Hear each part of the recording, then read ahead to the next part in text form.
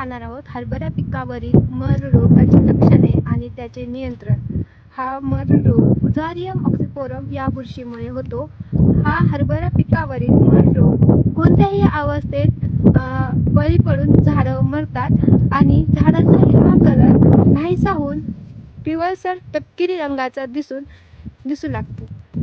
हा रोग कोरड्या व उष्ण वातावरणामध्ये जास्त दिसून येतो।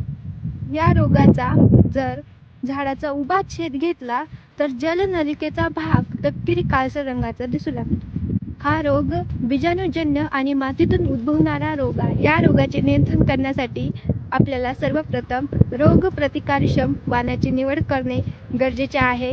उन्हाळ्यामध्ये खोल नांगरट करणे गरजेचे आहे, जेणेकरून सूर्यकिरणांमुळे जमिनीतील बुरशीचे बीज नष्ट पावतील। एकाच शेतामध्ये सतत तेच पीक घेणे टाळावे। पिकाचे फेरपालट व आंतरपिकाचा समावेश करावा।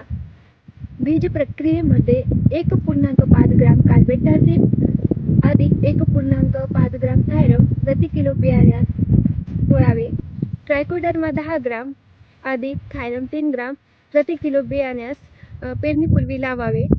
असेच शेती उपयुक्त माहिती मिळवण्यासाठी व्हिडिओला लाईक करा, शेअर करा आणि चॅनलला फॉलो करा।